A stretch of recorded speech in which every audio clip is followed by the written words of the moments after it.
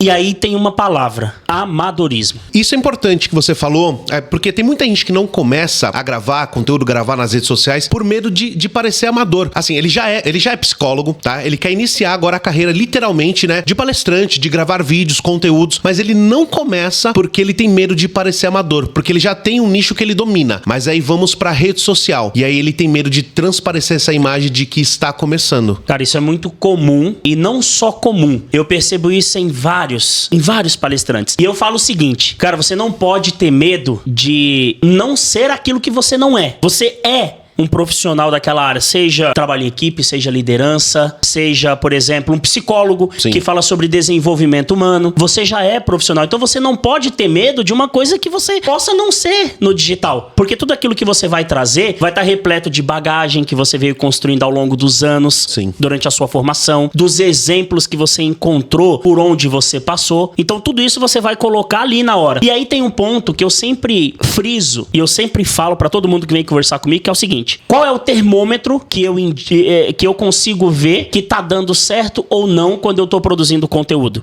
Quando as pessoas começam a falar, principalmente aquelas que estão mais próximos da gente. Por quê? O que acontece? É muito comum as pessoas que não conseguem fazer aquilo que você tá fazendo criticarem de uma forma legal. Por exemplo, olha, tá todo blogueirinho. Olha só, tá todo na internet agora. A gente vê essas piadas. Só que a gente não pode levar pro lado pessoal. Sabe o que a gente tem que pensar? Que se as pessoas estão falando, é porque elas estão vendo. E se tá vendo, é porque o meu conteúdo tá sendo colocado ali na mesa. Então a gente não pode se preocupar, porque essas pessoas estão falando porque elas não têm coragem de fazer aquilo que você tá fazendo. Então é uma forma delas te atacarem, sendo amiga, sem te prejudicar. Só que você tem que olhar sempre pra frente. É aqui que é o lugar certo, é aqui que eu vou continuar. E aí, ao longo do tempo, conforme você vai fazendo, e isso a gente sempre fala no MBA, né? Ninguém é bom naquilo que faz pouco. Inclusive, só abrindo um aspas aqui, lá dentro do MBA, a gente tem uma ferramenta que ajuda o cara a produzir conteúdo pro ano inteiro, sem que ele tenha que ficar lá, um tempão escrevendo um roteiro, por exemplo. Um tempão pensando, e hoje é segunda, o que eu vou postar hoje? A terça e amanhã, o que eu posto nos... Esquece. A gente tem uma ferramenta que ajuda isso. Mas só voltando aqui pro ponto, o ponto-chave é o seguinte: você precisa entender que a produção de conteúdo, ela é necessária pro palestrante. E um palestrante profissional, ele é visto e ele é notado pela produção de conteúdo que ele coloca nas redes sociais, não pelas palestras que ele dá. Porque a palestra que ele dá é uma consequência desse interesse que ele despertou dentro do digital. Hoje tá muito mais fácil um palestrante ser visto, ser notado, ser conhecido utilizando o digital, quando o Mário Sérgio Cortella começou no passado.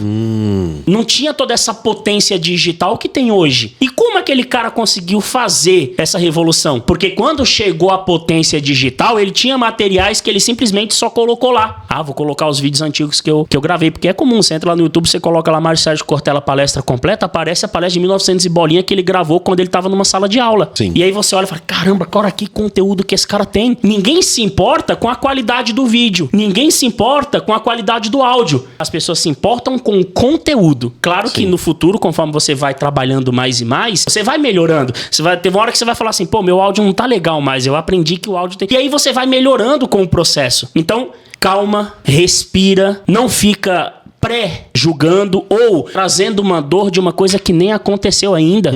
Uma dificuldade que você, cara, é mínimo. O importante você já tem, que é o conteúdo, que é o conhecimento. Esse é o mais importante. O resto você vai moldando com o tempo. E aí, para exemplificar tudo isso, eu tenho um outro aluno que é o João, o João Carlos. O João Carlos é o seguinte, a maior dificuldade dele era o medo do julgamento. Cara, olha isso. O cara tinha um conhecimento, o cara escreveu livro, o cara é professor universitário que tá ali na frente de um público todo dia.